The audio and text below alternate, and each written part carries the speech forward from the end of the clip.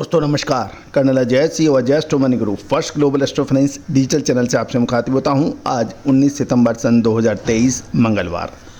दोस्तों आज बहुत महत्वपूर्ण दिन है क्योंकि भाद्रपद शुक्ल पक्ष चतुर्थी और आज पूरे देश और में गणेश चतुर्थी और दशलक्षण का पर्व पूरे हर्ष उल्लास से मनाया जा रहा है।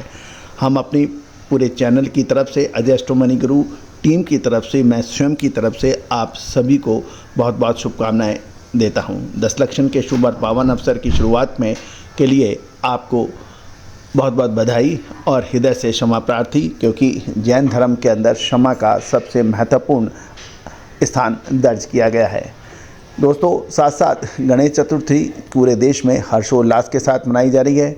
भगवान श्री गणेश आप सभी के परिवारजनों में सुख शांति समृद्धि लेके आए, ऐसी ही हमारी परम पिता परमेश्वर से आरजू है।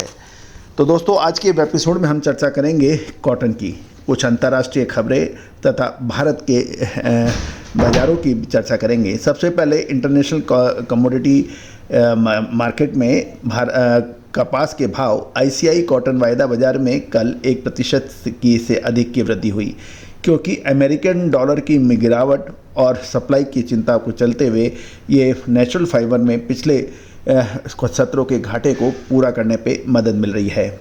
शिकागो स्थित प्राइस फ्यूचर ग्रुप के उपाध्यक्ष श्री जैक स्कॉविल ने कहा है कि अल नीनो आ रहा है जो दुनिया भर में कृषि को नुकसान पहुंचाएगा और ऑस्ट्रेलिया और हमारे लिए थोड़ा फ़ायदेमंद होगा, क्योंकि वे फिर से चीन के लिए एक प्रमुख निर्यातक बनने के लिए तैयार हो रहे हैं, ऐसा कहना है।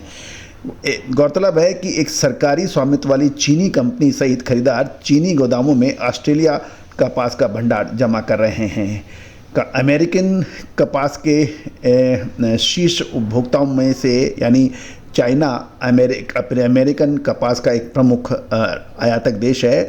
तो खबर निकल के आ रही है कि 18 सितंबर को एक रिजर्व नीलामी में 14,578.69 मैट्रिक टन कपास चीन को बेची गई है। दोस्तों अमेरिकन कृषि विभाग ने अपनी नवीनतम आपूर्ति यानी सप्लाई रिपोर्ट में साल 2023-24 के लिए कम अमेरिकी और ग्लोबल कपास उत्पादन को बताने का प्रयास किया है। दूसरी ओर प्रमुख कपास प्रोड्यूसिंग स्टेट जो हैं वहाँ पर अच्छी बारिश होने के समाचार मिल रहे हैं और इससे असर ये होगा कि नई कपास की आवक देरी हो सकती है और अच्छी बारिश के बाद किसानों का मन भी बदल सकता है और वो पुरानी कपास की बिक्री की तरफ अग्रसर अधिक हो सकते हैं। गौरतलब है कि इंडियन स्पिनिंग मिलों की डेली जो आवश्यकता है वो लगभग 1 लाख गांठ की है और आवक प्रतिदिन जो हो रही है वो 30,000 गांठों से कम हो रही है। उसके आंकड़े भी हमारे पास हैं। यदि हम 14 सितंबर को देखें तो 28,300 बेल्स की आवक थी, 15 सितंबर को 28,700 और 16 सितंबर को 29,600 बेल्स की आवक थी। 17 सितंबर को भी 29,600 की आवक थी और कल यानी 18 सितंबर को 24,600 बेल्स की आवक दर्ज हुई है। यानी ये लगभग 30,000 बेल से नीचे की आवक है और जब तक आवक नहीं बढ़ेगी कॉटन के भाव में बड़ी गिरावट आने की संभावना कम बन सकती है।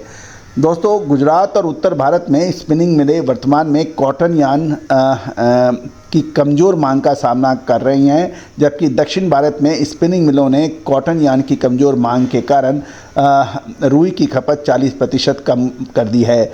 कॉटन यार्न की मांग धीरे धीरे बढ़ रही है और कीमतों में धीमी गति से सुधार भी हो रहा है, लेकिन कॉटन यार्न की कीमतें अभी तक निचले स्तर पर हैं और उम्मीद है कि आने वाले समय में कॉटन यार्न की कीमतें बढ़ेंगी और कॉटन यार्न की कीमतें बढ़ने का असर कॉटन पे अवश्य पड़ेगा। इधर पिंक वॉर्म यानी गुलाबी सुंडी का प्रकोप उत्तर भारत के कई इलाकों में काफ़ी पड़ रहा है। इसमें पंजाब में लगभग 10 से 15%, राजस्थान में करीबन 20 से 25%, हरियाणा में लगभग 18 से 20% गुलाबी सुंडी का असर है और इससे कॉटन की क्वालिटी पर फ़र्क पड़ सकता है। उत्तर भारत में पहले से ही लगभग 60 से 62 गांठों का उत्पादन लगाया गया था, लेकिन गुलाबी सुंडी के उपद्रव के बाद इसके ऊपर एक प्रश्न चिन्ह लग गया है। उत्तर भारत में कपास की कीमतों में सुधार से किसानों को बेहतर दाम मिलने के प्रचार के बाद अब कपास की आय आमद में कमी आ रही है और जो फ़िलहाल आवक जो हम आपको बता रहे हैं पूरे देश से 24,600 बेल्स की हो रही है। दक्षिण भारत में कपास की बुआई आंध्र प्रदेश में 33%, तेलंगाना में 16% और कर्नाटक में 13% से 14% कम है। लेकिन गौरतलब है कि दक्षिण भारत की बिजाई कम है, लेकिन कुल मिला के कपास की बिजाई में बहुत अधिक कमी की प्रतिशत नहीं है। मध्य प्रदेश के खंडवा बेल्ट में भारी बारिश के कारण फसलों को कुछ नुकसान भी है और मध्य प्रदेश में भारी बारिश के कारण फसल में काफ़ी कुछ फ़र्क आने की संभावना बन सकती है। दोस्तों, एक महत्वपूर्ण यही भी रहेगा कि मानसून की रील बैक कब होगी। अब हर दिन यदि बरसात की प्रतिशत बढ़ती है तो उसका असर कपास के उत्पादन पर पड़ने का प्रबल संभावना बन सकती है। लेकिन यह तो निश्चित है कि यदि कॉटन की अराइवल नहीं बढ़ी और लगातार गिरे और बारिश का प्रभाव रहा तो आगामी 1 से 1.5 महीने कपास के ऊपर महत्वपूर्ण फसल के ऊपर प्रभाव पड़ सकता है। दोस्तों, जो महानुभाव हमारा प्रोग्राम लगातार देखते हैं कपास के ऊपर, आपको याद होगा हमने लगातार पिछले 3 महीने से, जब लगभग सभी मार्केट विशेषज्ञ माल की आवश्यकता से अधिक अराइवल, मांग की कमी, यान के नहीं बढ़ने का रोना, ये लगभग सभी ने दिया था, लेकिन हमने यही कहा था कि हमें मजबूती लग रही है और दाम शानदार मिले। पंजाब में नई आवक शुरू हो चुकी है और किसानों को एमएसपी से ऊपर के दाम भी मिले हैं। दोस्तों, आने वाले 1.5 से 2 महीने में कपास में क्या हो सकता है, यदि मिलर्स हैं, स्पिनर्स हैं, तो हमारी विशेष रिपोर्ट आपके लिए फ़ायदेमंद साबित हो सकती है। विशेष रिपोर्ट के लिए संपर्क करें जो भुगतान करने पर उपलब्ध होगी।